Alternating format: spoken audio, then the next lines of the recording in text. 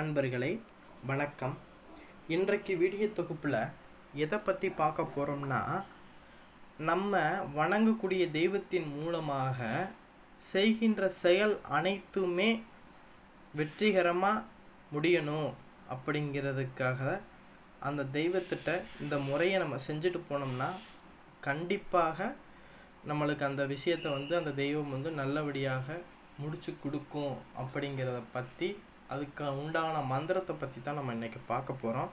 அதை எப்படி அந்த மந்திரத்தை பிரயோகம் பண்ணணும் அப்படிங்கிற விஷயத்தை பற்றி தான் நம்ம இன்றைக்கி பார்க்க போகிறோம் வீடியோ தொகுப்பில். வாங்க வீடியோ தொகுப்பில் போகலாம், சரிங்களா?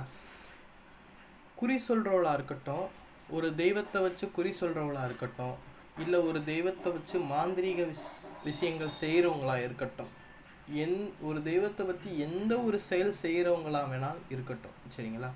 அவங்க இந்த முறையை கடைபிடிச்சாங்கன்னா கண்டிப்பாக அந்த விஷயம் 100% நம்மளுக்கு நல்லபடியாக அந்த விஷயத்தை அந்த தெய்வம் முடிச்சு கொடுக்கும், சரிங்களா? இது குறி சொல்கிறவோ தான் பயன்படுத்தணும், மாந்திரீக விஷயம் செய்கிறவோ தான் பயன்படுத்தணும் அப்படிங்கிற அவசியம் கிடையாது, சரிங்களா? இது சக மக்கள் அனைவருமே இந்த விஷயத்தை நம்ம பயன்படுத்தினோம்னா நம்ம வணங்கக்கூடிய தெய்வத்தின் மூலமாக அந்த விஷயம், நம்ம நினச்சிட்டு போகிற விஷயம் நல்லபடியாக முடிச்சு கொடுக்கும். இதுதான் இந்த மந்திரத்தை பிரயோகம் பண்ணி ஒரு தெய்வத்தின் மூலியமாக அந்த விஷயத்தை நடத்துறதுக்கான உண்டான விஷயந்தான், சரிங்களா? இதை எப்படி நம்ம பண்ணுறது அப்படின்னா, விடியற் காலையில் எந்திரிச்சுக்குங்க, குளிச்சுட்டு இந்த பூஜையை என்ன செய்யணும்னா விடியற் காலையில் தான் பண்ணணும், சரிங்களா? மற்ற நாட்களில் பண்ணக்கூடாது. ஏன்னா ஒரு 4 மணிலேருந்து ஒரு 6 மணிக்குள்ளே இந்த பூஜை பண்ணணும். விடியற் காலையில் எழுந்து என்ன செய்யணும், குளிச்சுட்டு நீங்கள் வணங்கக்கூடிய தெய்வத்தின் முன்னாடி ஒரு தீபத்தை போட்டுட்டு, சரிங்களா? ஒரு தீபத்தை போட்டுருங்க.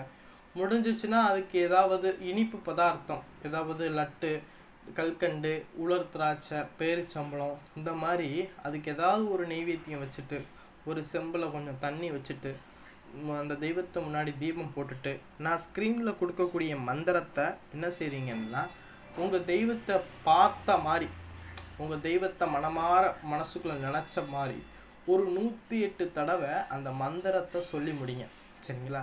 சொல்லி முடித்த பிறகு அந்த தெய்வத்தை, நான் இந்த மாதிரி இந்த விஷயத்துக்கு நான் வெளியே போகிறேன், எனக்கு நீ துணையாக இருந்து இந்த செயலை எனக்கு நல்லபடியாக நீ முடிச்சு கொடுக்கணும் அப்படின்னு சொல்லிட்டு அந்த தெய்வத்திட்ட கட்டளையிட்டுட்டு, நீ என் கூட அந்த விஷயத்தை எனக்கு நல்லபடியாக முடிச்சு கொடுக்கணும் அப்படின்னு சொல்லிட்டு அதுகிட்ட ஒரு கட்டளை இட்டுட்டு அப்புறம் அந்த செயலை நீங்கள் போய் செய்ய போங்க. அருமையாக அந்த விஷயத்தை அந்த தெய்வம் நம்மளுக்கு முடிச்சு கொடுக்கும், சரிங்களா? அப்படி அந்த செயலெல்லாம் நீங்கள் முடிச்சுட்டு மாலையில் நீங்கள் வீடு திரும்பி வரும்போது அந்த தெய்வத்துக்கு என்ன செய்யணும்னா ஒரு நன்றி செலுத்தணும். எப்படின்னா, நீ என் கூட துணையாக எனக்கு இந்த விஷயத்தை நல்லபடியாக முடிச்சு கொடுத்ததுக்கு உனக்கு மனமாற நன்றி தெரிவித்து அதுக்கு ஒரு சூடத்தை பொருத்தி அந்த சாமிக்கு என்னென்னா சூடத்தை காமிச்சிடணும். சாயந்தரம் அந்த செயலை முடித்த பிறகு சூடத்தை காமிக்கணும், சரிங்களா? இந்த மாதிரி நம்ம ஒரு செயலை செய்கிறதுக்கு முன்னாடி இந்த மாதிரி விஷயத்தை செஞ்சோம்னா கண்டிப்பாக அந்த விஷயத்தை அந்த தெய்வம் நல்லபடியாக முடிச்சு கொடுக்கும், சரிங்களா? இதுதான் ஒரு தெய்வத்தை நம்ம பக்தி மூலியமாக ஒரு விஷயத்தை நடத்தி கொடுக்கறதுக்கு துணையாக நம்ம அழைக்கிறதுக்கான முறை, சரிங்களா? இதில் இந்த மந்திரம் என்னன்னு வச்சுக்கோங்க, ஸ்க்ரீனில் நான் கொடுத்துருக்கேன், இருந்தாலும் நான் சொல்கிறேன், சரிங்களா? ஓம் ஸ்ரீங், உங்கள் தெய்வத்தினுடைய பெயர் உங்கள் தெய்வத்தினுடைய பெயர் எந்த தெய்வமாக இருந்தாலும், சரிங்களா? அந்த தெய்வத்தினுடைய பெயர் அப்படிங்கிற இருக்கிற இடத்துல உங்கள் தெய்வத்தில் என்ன பேரோ அந்த பேரை அதை ஆட் பண்ணிக்கிங்க.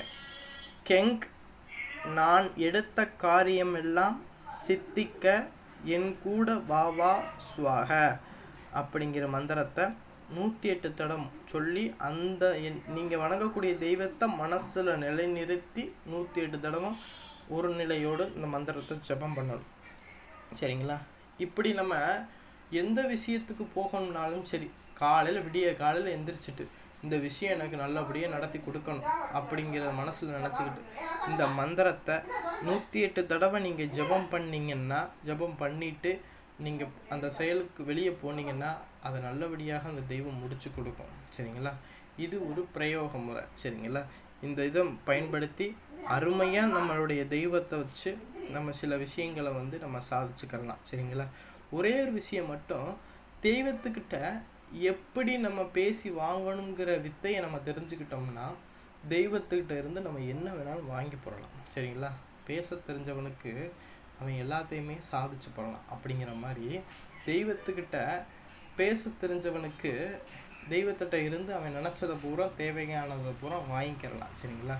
அதனால் இந்த முறையை பயன்படுத்திட்டு எந்த ஒரு மாந்திரிக விஷயமா இருக்கட்டும், இல்லை நீங்கள் ஒரு நல்ல விஷயத்துக்காக வெளியே போகிறீங்கனாலும் இந்த முறையை காலையில் விடிய காலையில் எந்திரிச்சு ஒரு 108 தடவை ஜபம் பண்ணிவிட்டு நீங்கள் வெளியே போங்க, இந்த செயலை எனக்கு நல்லபடியாக முடிச்சு கொடுக்கணும்னு சொல்லிட்டு போங்க.